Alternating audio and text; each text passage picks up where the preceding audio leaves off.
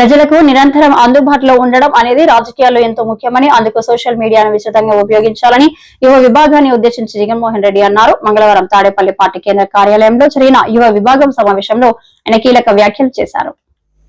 నాతో పాటు కొంతమంది నాయకులు, నా మీద వ్యక్తిగతంగా అభిమానం ఉన్న నాయకులు కొంతమంది, మా కడప జిల్లాల నుంచి మరి ముఖ్యంగా కొంతమంది నాయకులు నాతో పాటు రావాలని అడుగులు ముందుకేశారు.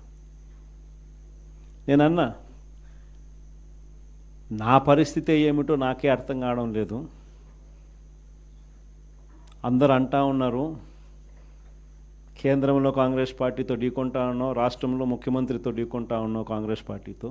ఇలాంటి పరిస్థితుల్లో నా పరిస్థితి అగమ్య గోచరంగా ఉన్నప్పుడు నేను మిమ్మల్ని నాతో పాటు రమ్మని చెప్పి నేను చెప్పలేను. దేవుడు ఆశీర్వదించి నేను ఎదిగినప్పుడు, నేను బాగున్నప్పుడు అప్పుడు రండి అని చెప్పి కొంతమందికి చెప్పిన. ఇట్లా రాష్ట్రం వైపు తిరిగి చూస్తే ఎవ్వరూ లేరు వెనకాల, కేవలం నేను, నాతో పాటు అమ్మ, మేము మాత్రమే ఉన్నాం. ఆ ప్రస్థానం అక్కడి నుంచి మొదలైంది. కానీ రాజకీయాలలో ఎప్పటికీ కూడా విలువలు, విశ్వసనీయత ఇవి మాత్రం ఎక్కడా ఎప్పుడూ తగ్గనేలా. ఎన్ని కష్టాలు వచ్చినా కూడా ఇటువైపు చూస్తే పొలిటికల్ ఒబ్లివియన్ అంటారు, ఏ రోజు కూడా కాంప్రమైజ్ కాల. విలువలు, విశ్వసనీయత అన్న దానికి మాత్రం పెద్దపీట వేశాం. విలువలు, విశ్వసనీయత అన్నది ఎట్లాంటి పరిస్థితిలో ఉన్నా కూడా ఏ రోజు కూడా అవి ప్రశ్నించే పరిస్థితిలో ఏ రోజు రాజకీయాలు ఎప్పుడు చేయాల. అక్కడి నుంచి సాగింది రాజకీయ ప్రయాణం. ఆ తర్వాత నాతో పాటు 18 మంది ఎమ్మెల్యేలు కాంగ్రెస్ పార్టీ వీడి నాతో పాటు రావాలన్నారు. అందరినీ పదవులు రాజీనామా చేయమన్నా. రాజమోహన్ రెడ్డి ఎంపీ నాతో పాటే వస్తానన్నాడు. అన్న రాజీనామా చేయన్న. రాజీనామా చేశాడు, వచ్చినాడు. బై ఎలక్షన్ జరిగింది. నా ఎలక్షన్ బై ఎలక్షన్, అమ్మ election by election, Rajamohan Reddy election by election. నా ఎలక్షన్లో 5,40,000 మెజారిటీ, ఆ 14th లోక్సభలో హయ్యెస్ట్ మెజారిటీ వచ్చింది మీ అన్నకే, జగన్కే.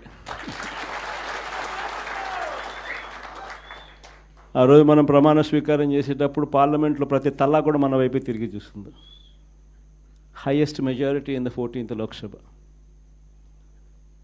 కానీ జీర్ణించుకోలేని పరిస్థితిలో మన మీద అంతే పగబట్టడం కూడా ఆ మెజారిటీని చూసి అనుకోండి, అది వేరే విషయం.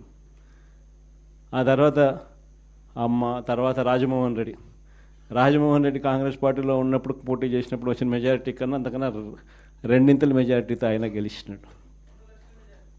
2.5 లక్షల మెజారిటీతో ఆయన కూడా గెలిచడం జరిగింది. అందులో 18 మంది ఎమ్మెల్యేలు నాతో పాటు అడుగులు ముందుకు వేశారు. 18 మంది ఎమ్మెల్యేలు అప్పట్లో నాతో పాటు అడుగులు ముందుకేశారు. ప్రతి ఒక్కరికి చెప్పా, రాజీనామా చేస్తేనే బయటికి రండి అని చెప్పి. మొత్తం 18 మంది రాజీనామాలు చేసినారు.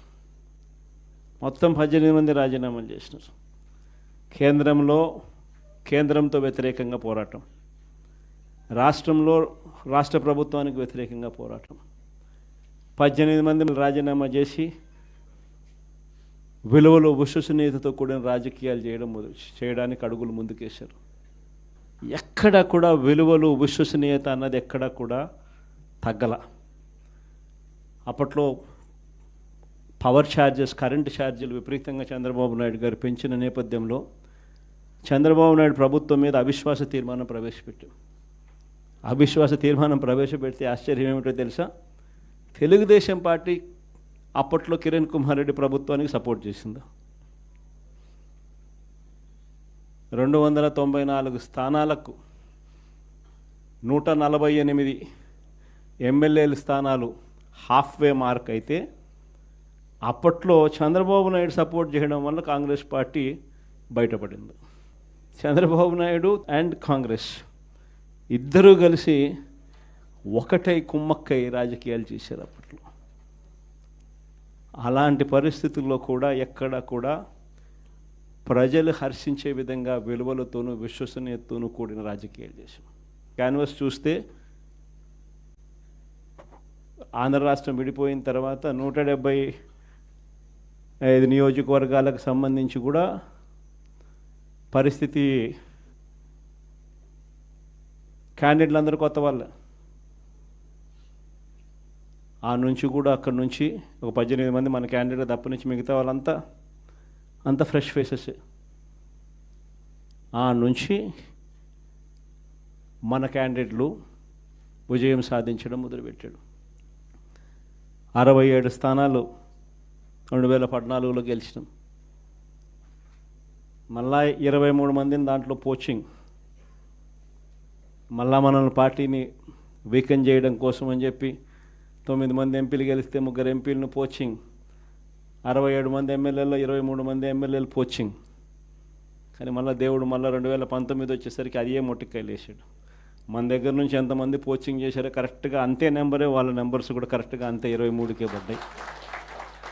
ఎంపీలు ఎంతమందిని పోచింగ్ చేశారో మళ్ళీ కరెక్ట్గా అంతే నెంబర్స్తోనే వాళ్ళ నెంబర్లు కూడా కట్టడయ్యాయి.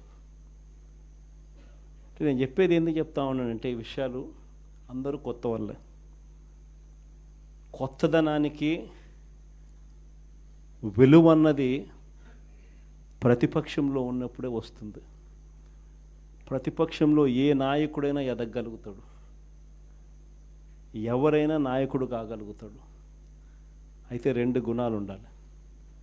ఒకటి ప్రజలకు అందుబాటులో ఉండడం, రెండవది చిక్కటి చిరునవ్వుతో పలకరింపు. 2 ఖచ్చితంగా ఉండాలి. ప్రతిపక్షంలో ఉండాల్సింది మరొక మేజర్ గుణం ఏమిటి అని అంటే, ప్రజలకు ఏదైనా సమస్య వచ్చినప్పుడు ప్రజల తరపున మనం ప్రజలకు